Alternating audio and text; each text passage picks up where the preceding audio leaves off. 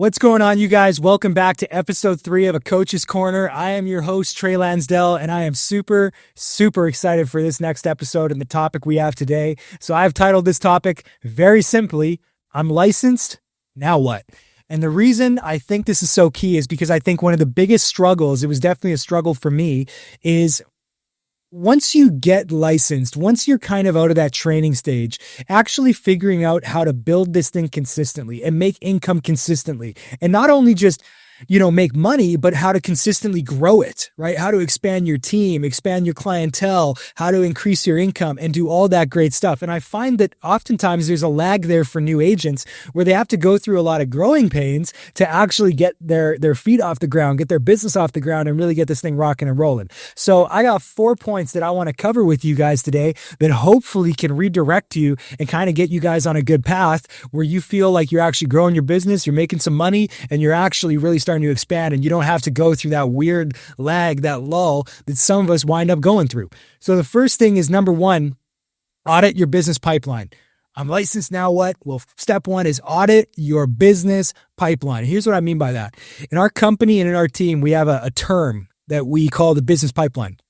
And what I mean by the business pipeline is it's basically a step-by-step progression from meeting a prospect for the first time all the way to the very end stage, which is making a sale or onboarding a new agent, right? That's what it is. So first step is very straightforward, right? Step 1 is basically just auditing your inventory. How many people do you have that you can put on a list? What's your actual inventory that you can work with? The total amounts of potential referrals, potential clients, potential new teammates, be they warm market, hot market, cold market, that you can reach out to. How big is your actual inventory? Is the way you got to look at it in business. All businesses have an inventory of some form.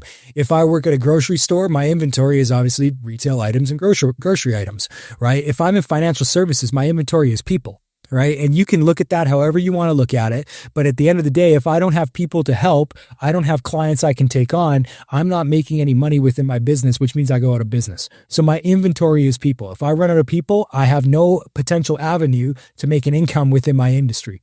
So that's the first step, right? Obviously, how big is your inventory? Then step 2 is contacting that inventory, right? Actually reaching out to them and booking them in for an appointment. Step 3, very straightforward, is actually going on an appointment with that inventory. Step 4 is getting a next step or a follow-up interview. So if they're interested in client side, booking them in for an info gather or booking them in for a follow-up interview around the business to see if they're a fit for the team, right? The next step after that is obviously either closing business on the client side or getting a recruit. And then the final step after that is obviously finalizing the business and then onboarding your new agent. It's a step-by-step process to go from inventory to income earned. Inventory, income earned. Here's where most people struggle. They have 2 big issues with their business pipeline. They either, and it's usually the 2 issues almost kind of roll into each other.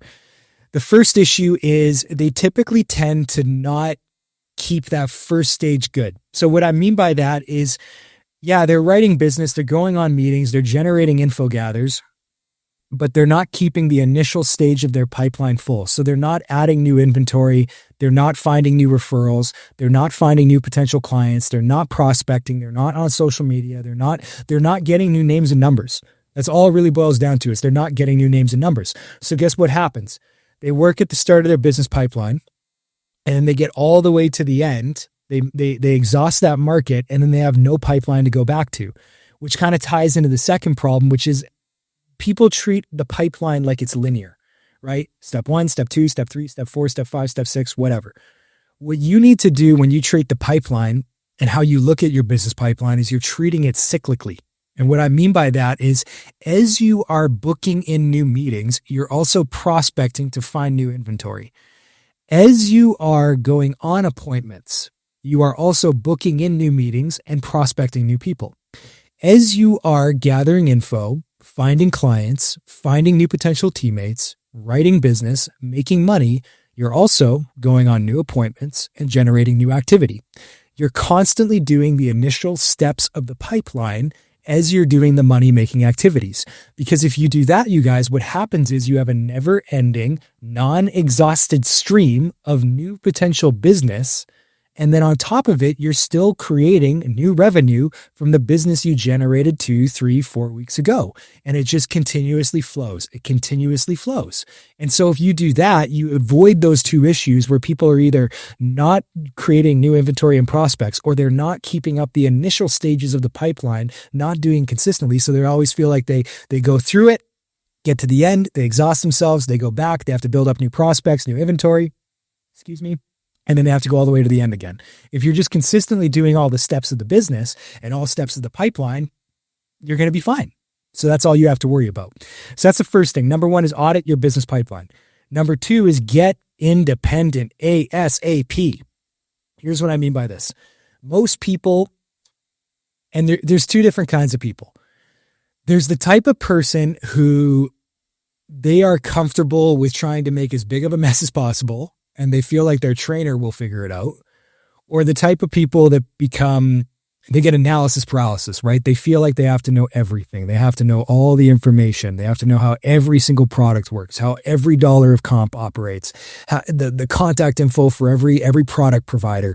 They have to know every strategy. They have to know the meltdown strategy, how a UL works, when to use term, when to use whole life, when to move money, when not to move money, which investments to use. And they get so overwhelmed that they do nothing. And they become paralyzed by their own analysis, by their own indecision to make action because of the fact that they feel like they're not qualified enough to act. And both are dangerous, by the way. One's not necessarily better than the other, right? Now, don't get me wrong. If I have to pick between one or the other, I'll happily take a gleeful idiot who's trying to figure everything out before I take the person who just sits there paralyzed and won't do anything, because it's usually harder to motivate that person and get them moving. But they're both bad.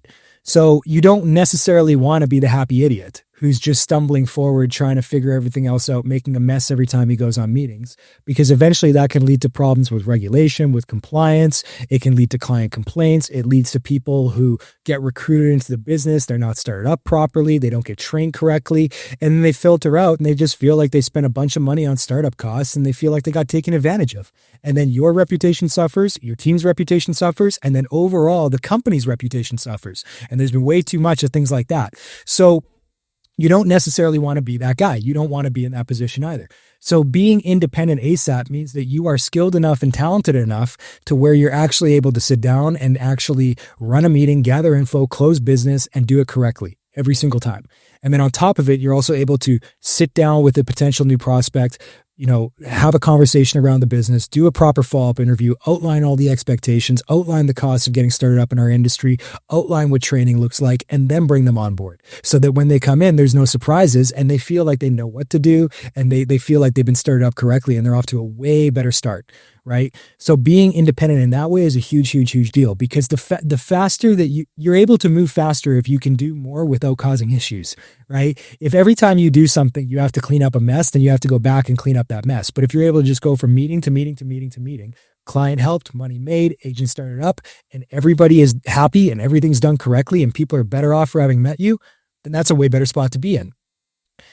It's easier to get that guy going than the second group of guys, which is just the analysis paralysis guys, where they feel like they have to know everything. So here's what I'd recommend to you. The fact that you are so worried about knowing everything correctly to actually be effective in the field and do the right job means chances are pretty good you're going to do a good job to begin with. People that are that invested in making sure they are always doing the right work by their clients, always doing good by their clients, always doing good by their new teammates, more often than not, care so deeply that they're going to do a good job. It's just going to happen by default. But let me take some of the pressure off you and some of the stress off you. The only thing that you need to know is how to close. The only need to know enough to know how to close. So what I mean by that is you only need to know how to sit down and do a simple presentation for 15 to 30 minutes. You need to know how to build a decent amount of rapport with someone, which is just talking to them and treating them like a human being. You need to know how to answer some questions effectively, which, to be honest, in our industry, we usually get the same 5 to 7 questions all the time anyways. We're not really getting hit with new ones. So you just really have to know how to answer. And you don't get hit with all of them in a meeting. So you usually just have to know how to answer 1, 2, 3 questions per meeting. And they're not objections, they're questions. And then you have to know how to close business correctly, and you have to know how to recruit somebody and start them up correctly. That's all you have to do. And so we overcook it. You don't have to know all 57 different companies in Canada and all the different products and everything that they offer and how to structure it. Because this goes back to, my last episode where I was talking about it. Remember the fact that you're not in a solo sport. You have a trainer that you can leverage. You have a senior partner that you can leverage, a brokerage owner or an agency owner that you can leverage. You have a team that you can leverage. And guess what? They're all here to help you. And so if you have a question, you can still ask it, but that doesn't mean you have to stay stuck. That doesn't mean you have to be stagnant and not actually progressing forward within the business. You can still progress forward and still learn. And in fact, it's that progression forward which will allow you to learn. And the more you progress, the more you learn. And the more you learn, the more confident you'll be. And so it's that repetition of your skill set that allows you to get better and better and better and better and better. And so you need to be worried about getting independent as soon as possible by addressing those two issues. Point number 3 is understand the impact activities. Here's what I mean by this. Sometimes we think there's way more to this business than there actually is. And this is sort of piggybacking off of number 2. What I mean by impact activities, what do I mean by impact activities? There are certain activities within this business that move the needle of results more than others. And because we have so many things within this business, there's so many moving parts. And at times there can be a lot of things to learn. And at times it can be overwhelming if you let it be. We tend to think there's more to this business that actually moves our business forward than what there actually is. And the truth is, you guys, there's 3 impact activities. There's actually really just 3 things that move your business forward tangibly. The first is prospecting and making calls. That's it. Generating inventory, booking in the inventory. That is it. That is impact activity number 1. Am I acquiring new inventory, new people to talk to, and am I booking them in? Am I actually getting on appointments? Am I actually running volume? That's impact activity number 1. Impact activity number 2, writing business. It actually pays your bills. It creates money for you. It makes you income. Actually writing business is impact activity number 2, because if you're not writing business, you're not getting paid. You're not making an income. You're not generating revenue, which goes back to that whole concept of the only most important thing in business is to stay in business. Well, if you're not making money, you're not going to stay in business. You will be fired by your bank account.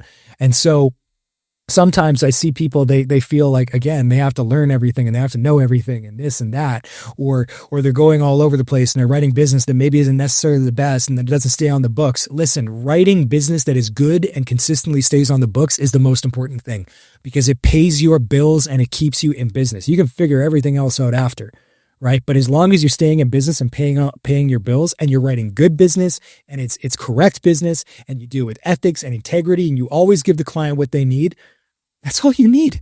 That's impact activity number 2. And then impact activity number 3 is just recruiting new agents, building your agency, expanding your field force, actually increasing the size of your brokerage. For some people, this might not be something they're worried about. Not everybody comes into our company, you guys, to recruit and build a team. And the cool thing is you don't have to, right? I was making over $100,000 a year off my pen as a marketing director part-time before I ever had a team or an agency. So you don't have to necessarily build a team to make a really good income here. But at some point you got to ask yourself, if you're here to get free financially, and if you're here to actually own a business, well, the number 1 step to having a business is you have to have a field force or a force of operations, right? If I'm in real estate, RE/MAX didn't get to a point where they sold half the world's homes because they had one real estate agent. Right? You take a look at the Ford dealership or the Dodge dealership or the Toyota dealership that you drive by every day on your way to work. They didn't get to where they were by having one car salesman on the lot, right? They have a team of reps, a team of people that can do business with clients and generate revenue. And I'll tell you what, the owner of RE/MAX is not going out there individually selling homes. The owner of McDonald's is not going out there individually making burgers. The owner of Dodge is not going out there individually selling cars. So if you want to get to a point where you can have an income that's residual and passive and consistent and guaranteed almost, you at some point have to get to a point where you build a business with a field force. And so that means you have to be recruiting new agents. The only way to build a field force is to recruit new talent. That's it. That's what it boils down to. So the sooner you wrap your head around those three things, the sooner you're going to move your business forward a lot further and a lot faster, right? You only have to focus on those three. And then guess what? If you're like, well, how do I get my guys to really get rocking and rolling? You teach them those three.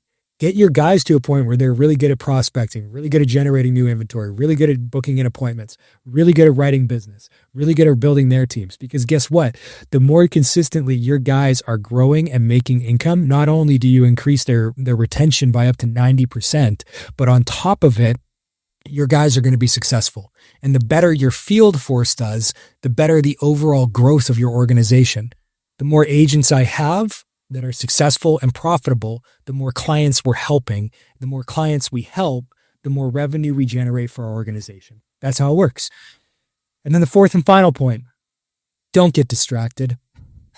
I see people that come into this industry all the time, and they get so distracted. They get so distracted by things. Let me make one thing really clear to you. And this might be a contradiction because I know a lot of times, like, we see people that are in the industry and they're a little bit more advanced and experienced and they're further along in their career and they're doing things like social media and a podcast and all that stuff. Like, I'll be straight up with you. If you're not making at least 5 to 10 grand a month consistently in the business, you don't need a podcast. What are you going to talk to people about? You're going to talk to all of your broke associate friends and all your broke training associate friends about how to also not make money. You don't need a podcast, right? Like, that's not the point. What you need to be doing is you need to understand that you're only working if you're in meetings that can generate a result. Let me repeat that and let me make it really, really, really clear. You are only working if you are in a meeting that can generate a result. It's not your Tuesday night team call. It's not your Wednesday night base shop training. It's not your Saturday morning phone zone or your training call. It's not any of that. It's not when you hop on Huddle in the morning with your team lead. It's not any of those things. You are only working if you are in a meeting, be it an initial, an info gather, a client appointment, or a recruiting appointment that can generate a result. So don't get distracted. You want to know how many hours you actually work in a week? Here's a humbling experience for a lot of people. It humbled me, it humbles everybody I talk to about it. You want to know how many hours you actually work? Go take a look at your calendar for the last week. Every single meeting that you did that was either an initial appointment, an info gather, or a client appointment or a recruiting appointment, just those 4. Take that number and times it by 1.5, because it's typically about 90 minutes to do a meeting front to back. Initials might be shorter, info gather might be shorter, but then when you factor in the client appointments, it'll be a little bit longer, so it averages out. Take that number times it by 1.5. That number you get back is the amount of working hours you actually did for the week. And for a lot of full-timers, that's a really humbling thing, because I think oftentimes full-timers, we like to think that we work super hard and we put in all these hours and we're dealing with all these paperwork and we're on all these calls. And then you have them run that exercise and they're like, oh crap, I only worked like 8 hours last week, right? And it's usually what it boils down to. They work like 8, 10, 15 hours a week. Those aren't business hours. Those aren't full-time hours. Those are barely part-time hours. Those are hobby hours. So what are you actually doing for work in a given week? And what does that work look like? And is it something that can pay you and generate revenue? And then the question becomes, okay, well, if you're not running a lot of appointments and you're not doing a lot of work, how do you increase that? And that's when you go back to points 1 through 3. And probably the biggest thing you have to correct is you have to correct the front end of your pipeline. Ed Milet said something one time. And if you don't know who Ed is, he's one of the top guys within our company. And I highly recommend you Instagram him. He's amazing. But he said that at the very stages of your career, and by, the very beginning stages, I mean like all the way up to like senior marketing director, agency owner, like even while you're an agency owner, 60 to 80% of your time should go towards prospecting and creating new volume. So if you're not doing that, where is your time going? And chances are pretty good it's not going towards the things that build your business. So there are ways to create new inventory, and we'll get into that more so in a different episode, but things like prospecting, generating referrals, tap rooting and no, calling up people that already told you no and asking them for referrals because maybe it's not you, it's them, and they know some people who could benefit, but you never asked, right? Using social media, branding, all that stuff, creating a sphere of influence where maybe you have someone who isn't a client, they aren't recruitable to the business, but you got a great relationship with them. They got a great relationship with you. You care about them. They care about you. Get them to prospect, right? Get them to generate and find referrals for you. That's what it looks like. That's how you do it. So there's a lot of ways to tighten up that front end pipeline, but you can't do it if you get distracted. You don't need to be going and doing 800 posts on social media every week. It helps for sure. You don't need to be doing a podcast. You don't need to be doing, trade shows. You don't need to be doing all these little extra things. You just need to be doing things that consistently generate and create new volume for you that you can then turn into a convertible result. And you can only do that if you're not distracted. And you can avoid being distracted if you focus on points 1, 2, and 3. So with all that said, you guys, that's it. I'm licensed. Now what? Well, I'm licensed. Now what? Number 1 is audit your business. Number 2 is get independent ASAP. Number 3 is understand the impact activities. And number 4 is do not get distracted by silly things that don't pay your bills and don't build your business. And that is all you have to worry about. Don't overcook it. Don't overcomplicate it. Don't make it into something more than it is. And if you just put your head down and get to work, that lag that most people go through when they are first licensed and really trying to get their feet off the ground and get this business going will not apply to you at all, or very much at all if you do it correctly. So appreciate you guys. This has been episode 3 of A Coach's Corner. I am super honored to be doing this podcast, and I hope you guys get a ton of value from it. And I hope this really, really, really helps you build your businesses and career within our company and our industry. So appreciate you guys. I've been your host, Trey Lansdell, and I will see you guys on the next episode.